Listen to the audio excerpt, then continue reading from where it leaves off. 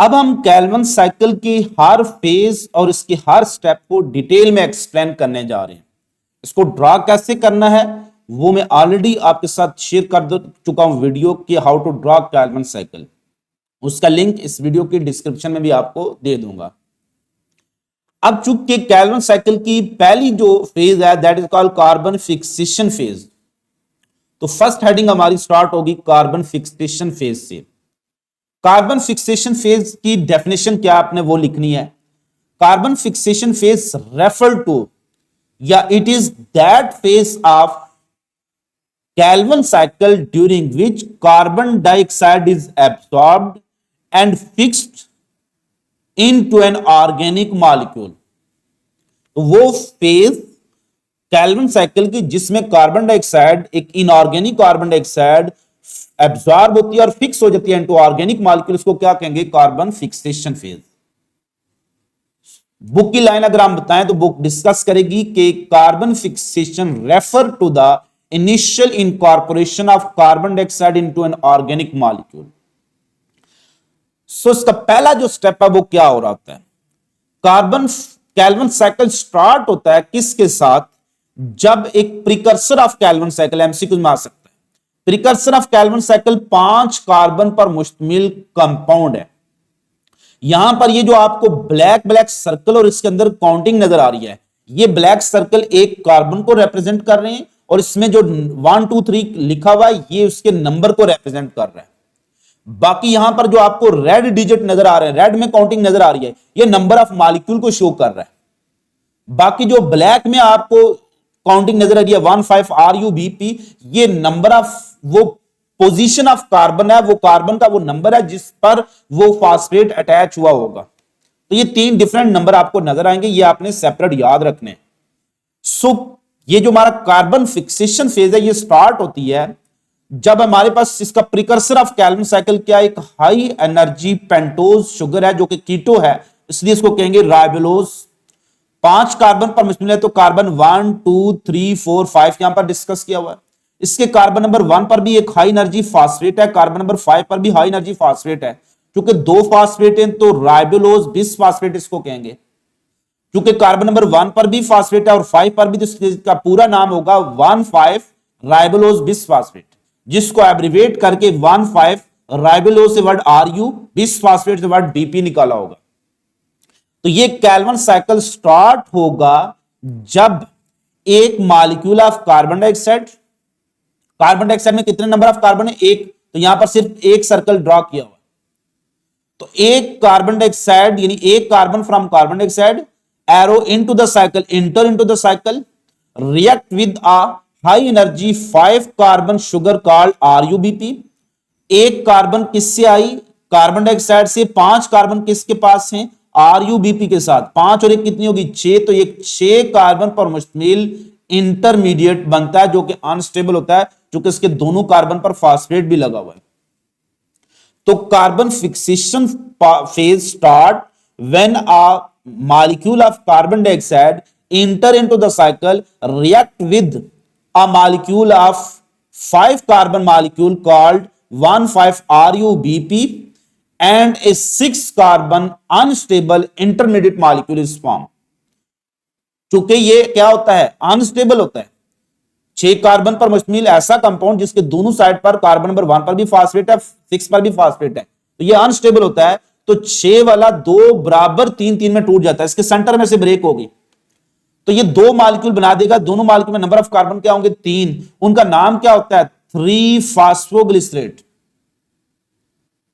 सो ये cycle start हुआ when A molecule of carbon dioxide enter into the cycle, react with the molecule of 5 carbon sugar called 1,5 राइबोलोज bisphosphate and A high energy unstable 6 carbon intermediate is form that is immediately broken. एक molecule कितने में टूट जाएगा, 2 molecule में, किसके, 3 phosphoglycerate. इसको phosphoglycerate क्यों कह रहे हैं, क्योंकि इसके कार्बन नंबर 3 पर फास्फेट लगा, इसलिए इसको 3 फास्फो कहेंगे। कार्बन नंबर 3 पर फास्फेट है, 3 फास्फो।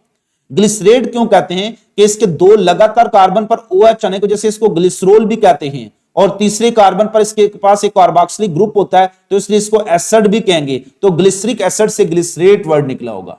तो कार्बन नंबर 3 पर फास्फेट आने की वजह से इसको 3 फास्फोग्लिसरेट कहेंगे। लिहाजा एक मॉलिक्यूल ऑफ कार्बन डाइऑक्साइड एक मॉलिक्यूल 15 RuBp से रिएक्ट करेगा और एक ही मॉलिक्यूल बनेगा 6 कार्बन वाला जो कि अनस्टेबल होता है। तो 6 कार्बन वाला दो छोटे मॉलिक्यूल 3 कार्बन वाले 2 मॉलिक्यूल में टूट जाएगा।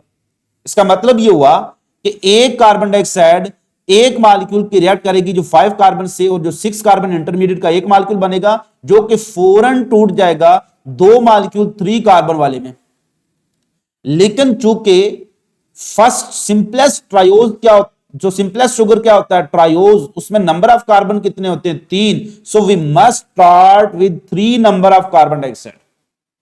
क्योंकि हमें RuBp रीजनरेट भी करवाना है ना, तो इसलिए हम कोशिश करेंगे कि जो हम ट्रायोज शुगर बनाएं इसकी तीनों कार्बन किससे लें, हम कार्बन डाइऑक्साइड हवा से लें, बाहर से लें, और ये जो RuBp की कार्बन होती हैं ये वापस रीजनरेट होकर RuBp बना देगी और ये साइकिल चलता रहेगा।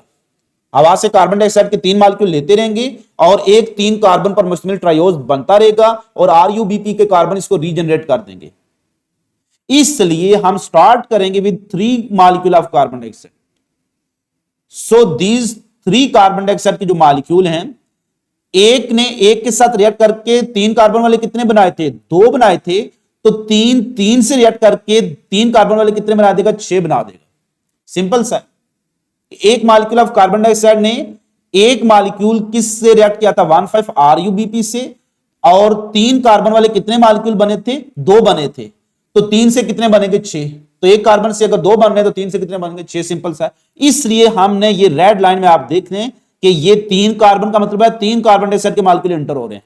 ये 3 यहां पर लिखा है, इसका मतलब 3 RuBp से रिएक्ट करेगा और 6 कार्बन वाले भी 3 ही बनेंगे जो 6 मॉलिक्यूल में टूट जाएंगे 3 कार्बन वाले। अब इसको, ये जो सारी फेज है, इस फेज में क्या हुआ कार्बन डाइऑक्साइड फिक्स होगी। कार्बन डाइऑक्साइड किस में फिक्स हुई, कार्बन डाइऑक्साइड ऐड करने वाले एंजाइम को कहते हैं कार्बोक्सिलेज। कार्बन डाइऑक्साइड ऐड करने वाले एंजाइम को क्या कहेंगे कार्बोक्सिलेज। क्योंकि उसने किस में ऐड की, उसने राइबोलोज बिसफॉस्फेट में ऐड की, राइबोलोज बिसफॉस्फेट में, इसलिए इस पूरी एंजाइम का नाम होगा राइबोलोज बिसफॉस्फेट कार्बोक्सिलेज। तो कार्बन फिक्सेशन फेज को कैटालाइज करने वाले एंजाइम को क्या कहेंगे राइबोलोज बिसफॉस्फेट कार्बोक्सिलेज। क्योंकि उसने कार्बन डाइऑक्साइड ऐड की इसलिए इसको कहेंगे कार्बोक्सिलेज। क्योंकि ऐड किसमें की राइबोलोज बिसफॉस्फेट में, इसलिए उस सबस्ट्रेट का नाम लगा देंगे राइबोलोज बिसफॉस्फेट कार्बोक्सिलेज। इसको एब्रिवेट करके राइबोलोज बिसफॉस्फेट से वर्ड निकालते हैं RU मीन राइबोलोज, बिसफॉस्फेट से BIC और कार्बोक्सिलेज से CO, तो इसका नाम रख देते हैं रुबिस्को। RU वर्ड कहां से निकाला है राइबोलोज से, बिस वर्ड कहां से निकाला है बिसफॉस्फेट से, और CO वर्ड कहां से निकाला कार्बोक्सिलेज से। तो this enzyme is abbreviated as rubisco. It is the most abundant enzyme in nature, most abundant protein in nature. It is found in plant cell. Algae में भी होती है, बाकी जहां पर भी कैल्विन साइकिल होगा वहां पर होगी। लिहाजा अब मैं समराइज कर देता हूं आपके लिए आसान के तौर पर। Carbon fixation phase refer to the initial incorporation of carbon dioxide into organic molecule. नाम क्या है उसका 15 RuBp। This reaction is catalysed by enzyme called rubisco. Reaction होगा क्या, इसका मैकेनिज्म क्या है, 1 molecule of carbon dioxide enter into the cycle. आपने इसी साइकिल को ही देखकर एक्सप्लेन करना है। 1 molecule of carbon dioxide enter into the cycle, react with 1 molecule of 15 RuBp. A molecule of 6 carbon intermediate is formed that is unstable, immediately broken into 2 molecule of 3 carbon called 3-phosphoglycerate. Because first stable compound is 3-phosphoglycerate, that is 3 carbon. So this cycle is also called C3 pathway. This reaction is catalyzed by enzyme called Robisco. As the simplest sugar is triose, so we must start this Calvin cycle with how many number of carbon? 3 carbon. So overall 3 carbon enter into the cycle, react with 3 molecule of 15 RuBp and a overall 6 molecule of 3-phosphoglycerate are produced. This is the carbon fixation phase. अब चूंकि हमारे पास बना क्या है, हमारे पास 8 acid बना हुआ है और हमने ट्रायोज मीन शुगर बनाना है। कार्बोहाइड्रेट क्या होते हैं, अल्डिहाइड या कीटोन होते हैं ना, तो हमने एक एसिड को ट्रायोज मीन अल्डिहाइड में कन्वर्ट करना है ताकि वो शुगर बन जाए। हमें शुगर बनाना है क्योंकि उसके पास एनर्जी होती है, ज्यादा एनर्जी होती है। तो एसिड, ये हमने कहा कि 3 कार्बन स्टेबल मॉलिक्यूल है, तो एसिड की रिडक्शन करेंगे तो ट्रायोज शुगर बनेगा। एसिड की रिडक्शन करेंगे तो क्या बनेगा, ट्रायोज शुगर बनेगा। लेकिन चूंकि वो 3 कार्बन एसिड स्टेबल है, ये 6 का वाला क्या था, अनस्टेबल था, 3 वाला क्या है, स्टेबल है, तो स्टेबल मॉलिक्यूल रिएक्शन नहीं करता अनस्टेबल जब तक इसको ना किया जाए। तो रिडक्शन फेज यहां से शुरू हो जाएगी। कार्बन फिक्सेशन फेज का एंड प्रोडक्ट क्या होगा, 3 फास्फोग्लिसरेट और 3 कार्बन मॉलिक्यूल। कितने इसके मॉलिक्यूल है, 6 मॉलिक्यूल है। हमने इसकी रिडक्शन करके इसको कन्वर्ट करना है, नंबर ऑफ कार्बन उतने ही रहेंगे, लेकिन सिर्फ वो एसिड से एल्डिहाइड में कन्वर्ट हो जाएगा, यानी ग्लिसरिक एसिड से ग्लिसरॉल्डिहाइड में कन्वर्ट होगा। इसकी रिडक्शन करने के लिए हमें इसको अनस्टेबल करना पड़ेगा। अनस्टेबल करने के लिए हमें इसको एनर्जी देनी पड़ेगी। हमेशा अनस्टेबल करने के लिए एनर्जी देते हैं, energy in form of ATP देंगे। एटीपी में से हाई एनर्जी फास्फेट निकलेगा। नंबर 3 कार्बन पर तो फास्फेट पहले ही मौजूद है। अब इसके कार्बन नंबर 1 पर भी क्या लग जाएगा, फास्फेट लग जाएगा। इस प्रोसेस जिसमें फास्फेट ऐड होता है इसको कहते हैं फास्फोराइलेशन। तो फास्फोराइलेशन किसकी हुई, 3 फास्फोग्लिसरेट। तो first step of reductive phase is that कि phosphorylation of 3 phosphoglycerate into a high energy acid called 1,3। क्योंकि इसके कार्बन नंबर 1 पर भी फास्फेट आ गया, कार्बन नंबर 3 पर भी फास्फेट आ गया, पहले मौजूद था, तो सो 1,3 2 फास्फेट तो 20 फास्फो, और आगे क्या था, ये ग्लिसरेट। सिर्फ इसका नाम बदल गया है, पहले जस्ट 3 फास्फोग्लिसरेट था, अब 1,3 20 फास्फोग्लिसरेट बन। ये जो कार्बन नंबर 1 पर फास्फेट कहां से आया, ये एटीपी के मॉलिक्यूल से आया। एटीपी का आखिरी जो फास्फेट था, हाई एनर्जी फास्फेट, वो उतार कर हमने इसको लगा दिया और एटीपी कन्वर्ट होगी एडीपी में। क्योंकि मॉलिक्यूल कितने हमारे पास, 3 फास्फोग्लिसरेट के कितने मॉलिक्यूल है, 6। एक मॉलिक्यूल के लिए 1 एटीपी, तो 6 मॉलिक्यूल के लिए 6 एटीपी कंज्यूम होगी, जो कन्वर्ट हो जाएंगी 6 एडीपी में। तो ये जो 6 मॉलिक्यूल 3 फास्फोग्लिसरेट के, वो 6 मॉलिक्यूल ही में बदल जाएंगे, जो कि हाई एनर्जी होगा 1,3 20 फास्फोग्लिसरेट। अब ये अनस्टेबल है, इसकी रिडक्शन करना आसान है, और फौरन इसको रिडक्शन करके हम दोबारा से स्टेबल बना देंगे और ये एल्डिहाइड में कन्वर्ट हो जाएगा। अब रिडक्शन करने के लिए हमें रिड्यूसिंग एजेंट चाहिए, और रिड्यूसिंग एजेंट NADPH से बेटर कोई भी नहीं है, जिसके साथ एक प्रोटॉन वैसे ही साथ लटका होता है। तो यहां पर रिड्यूसिंग एजेंट क्या होगा, NADPH, जो अपने इलेक्ट्रॉन और प्रोटॉन दोनों किसको दे देगा, 1,3 20 फास्फोग्लिसरेट को। इट्स मीन एक्चुअली रिडक्शन किसकी होगी, 1,3 20 फास्फोग्लिसरेट की। जैसे ही एसिड की रिडक्शन होगी तो वो एल्डिहाइड में कन्वर्ट हो जाएगा, और उसका नाम, नंबर ऑफ कार्बन चेंज नहीं होंगे, वो 3 कार्बन ही रहेंगे, लिहाजा 3 कार्बन ही चल रहे हैं, लेकिन नाम उसका चेंज होगा। पहले क्या था, ग्लिसरिक एसिड था, यानी ग्लिसरेट था, अब ये ग्लिसरॉल्डिहाइड बन जाएगा। कार्बन नंबर 3 पर भी फास्फेट है, इसलिए ग्लिसरॉल्डिहाइड 3 फास्फेट एब्रिविएट करके इसको क्या लिखेंगे, G3P। ये मॉलिक्यूल कितने थे, 6 मॉलिक्यूल थे, तो ये भी कितने बनेंगे, 6 मॉलिक्यूल बनेंगे। तो during the reduction, reductive step यानी रिडक्शन फेज के जो दूसरा स्टेप है, उसमें क्या होगा, this 1,3 20 phosphoglycerate is reduced to a 3 carbon triose sugar called glyceraldehyde 3 phosphate या G3P। इसका एक और नाम होता है फास्फोग्लिसरॉल्डिहाइड, PGAL भी इसको कहते हैं, फास्फोग्लिसरॉल्डिहाइड भी इसको कहते हैं। Here the reducing agent is NADPH। क्योंकि ये जो कार्बन नंबर 1 पर फास्फेट थे, ये सिर्फ ऐड हुए थे इसको अनस्टेबल करने में, इसको एनर्जी देने के लिए। तो जैसे इसकी रिडक्शन हो जाएगी तो ये 6 इनऑर्गेनिक फास्फेट वापस बाहर आ जाएंगे। इसलिए कार्बन नंबर 1 वाले फास्फेट किधर गए, आप देखें वापस बाहर आ गए। इन्होंने सिर्फ अपनी एनर्जी ट्रांसफर की, और एनर्जी ट्रांसफर करने के बाद ये low energy inorganic phosphate carbon number 1 से निकलकर वापस बाहर आ जाएंगे, तो ये एक स्टेबल ट्रायोज शुगर मिल जाएगा हमें। सो रिडक्टिव फेज में क्या होगा, 3PG is reduced to a 3 carbon molecule called glyceraldehyde 3 phosphate in 2-step mechanism. In first step 3 phosphoglycerate is phosphorylated, यानी इसमें phosphate add हुई, into a high energy molecule called 1,3 bis phosphoglycerate, and in next step 1,3 bis phosphoglycerate is reduced to glyceraldehyde 3 phosphate by utilizing 6 molecule of NADPH. So reduction phase के end पर हमें 6 molecule किसके मिले, triose के। So how many trioses are formed after the reduction phase of Calvin cycle, 6 बनेंगे, जिनमें से सिर्फ एक आउटपुट के तौर पर बाहर आ जाएगा। सो रिडक्शन फेज के एंड पर कितने ग्लिसरॉल्डिहाइड के G3P कितने बने, ट्रायोजेस 6 बने, लेकिन आउटपुट यानी जो साइकिल से बाहर आएंगे वो सिर्फ 1 होगा। अगर क्वेश्चन आ जाए what is the output of Calvin cycle, तो सिर्फ ओनली 1 G3P लिखेंगे, 6 नहीं लिखेंगे। ओवरऑल कितने G3P बनते हैं as a result of reductive phase, वो 6 बनते हैं, लेकिन what are the output, how many G3P come out of the Calvin cycle, वो ओनली 1 होगा। सो 6 में से एक बाहर आ गया, पीछे कितने रह गए, ये 5 रह गए। यहां से आगे हम रीजनरेटिव फेज शुरू करेंगे।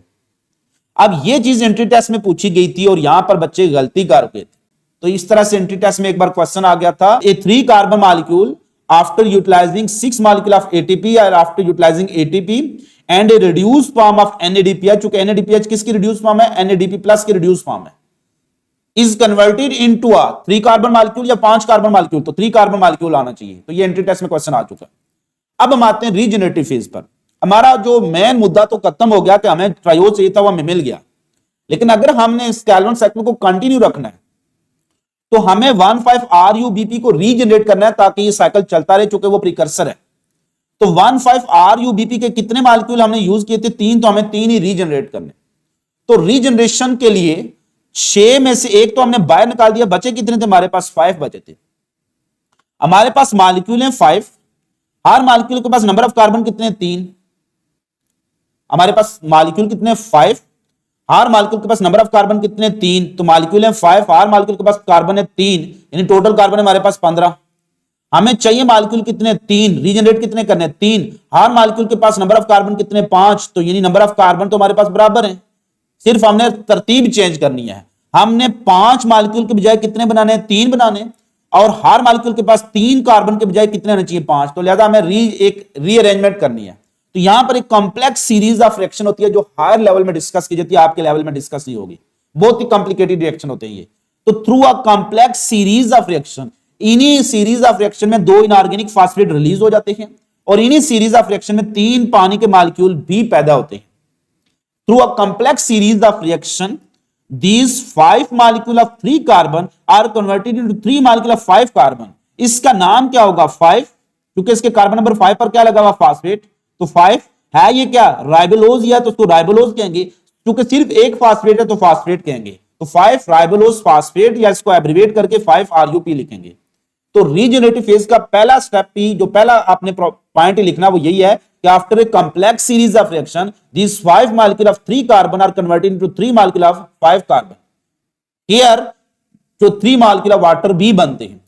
अब हमारे पास तो बना है एक राइबोलोज फास्फेट बना है, ये बिस फास्फेट नहीं है, हमें बिस फास्फेट चाहिए, यानी इसकी कार्बन नंबर 1 पर भी हमें क्या चाहिए, फास्फेट चाहिए। तो फास्फेट लेने के लिए हमें क्या एटीपी रिक्वायर होती, तो हमें 3 मॉलिक्यूल के लिए कितनी एटीपी चाहिए होंगी, 3। तो 3 molecule of ATP are consume, और वो किस में कन्वर्ट हो जाएगी, 3 ADP में। तो इसके कार्बन नंबर 1 पर भी फास्फेट आ जाएगा, नाम बदल जाएगा, 1 पर भी फास्फेट है सो 1, 5 पर भी फास्फेट है, पहले ही मौजूद था 5, अब राइबोलोज था, अब 20 फास्फेट, 2 फास्फेट तो 20 फास्फेट। तो RuBp इज रीजनरेटेड। तो रीजनरेटिव फेज का एंड प्रोडक्ट क्या होगा, 15RuBp। कार्बन फिक्सेशन फेज का एंड प्रोडक्ट क्या होगा, three phosphoglycerate. First stable compound Calvin cycle में क्या होगा, 3-फास्फोग्लिसरेट। फर्स्ट स्टेबल शुगर क्या होगा, G3P। देखिए वो एसिड है, शुगर नहीं है। तो first stable sugar form in kelvin cycle वो G3P है। First stable compound form in kelvin cycle वो क्या है, वो 3PG है। हाउ मेनी शुगर्स, यानी which one the following sugar are utilized are consumed during the, या which one the following sugar are involved in Calvin cycle। कौन कौन से शुगर हैं, एक पेंटोज शुगर है 15RuBp, यानी RuBp राइबोलोज पेंटोज शुगर है, और एक ट्रायोज शुगर है, यानी ट्रायोजिस और पेंटोजिस का ताल्लुक किससे है, कैल्विन साइकिल से है। तो ये एक कैल्विन साइकिल के नतीजे में हमें एक ट्रायोज मिलेगा, दूसरा कैल्विन साइकिल चलेगा तो दूसरा ट्रायोज बनेगा, 2 ट्रायोज मिलकर क्या बना देंगे, एक ग्लूकोज बना देंगे, 1 glucose. So 1 glucose is form as result of 2 Calvin cycle. So एक ग्लूकोज बनाने के लिए सारी वैल्यू क्या हो जाएंगी, डबल, कैल्विन साइकिल पूरा क्या हो जाएगा, डबल हो जाएगा। So glucose is the primary product of photosynthesis, या main product of photosynthesis, not Calvin cycle. Calvin cycle में ट्रायोज ही बनेगा। तो 1 glucose is form as result of 2 Calvin cycle. 1 glucose या glucose is the main product of photosynthesis. इस glucose से ही, इसलिए चूंकि प्लांट अपना ग्लूकोज या ऑर्गेनिक कंपाउंड खुद बना सकते हैं, इनको कहते हैं ऑटोट्रॉफ। इस ग्लूकोज से ही बाकी डाइसैकराइड, पॉलीसैकराइड बनाते हैं, और इसी ग्लूकोज से ही वो इस्तेमाल करते हुए प्रोटीन, सारे अपने बायोमॉलिक्यूल बनाते हैं। Because plant are able to synthesise all of their organic compound, all of their organic molecule by themselves, so they are called autotroph, यानी अपनी फीडिंग खुद कर रहे हैं। और लेकिन प्राइमरी प्रोडक्ट ऑफ फोटोसिंथेसिस फिर क्या है, कार्बोहाइड्रेट है, प्रोटीन और लिपिड प्राइमरी प्रोडक्ट नहीं है। अगर फिर भी आपका कोई कंसेप्ट रह गया ना, तो इनबॉक्स कर दें, व्हाट्सएप ग्रुप में आ जाएं, या फिर आप कमेंट सेक्शन आपके लिए खुला है, आप कमेंट करें, आपको इंशाल्लाह कोशिश करूंगा बेटर से बेटर आपको आंसर देने की। खुश रहिएगा, खुश रखिएगा, दुआ में याद रखिएगा। फिर मिलेंगे चलते चलते।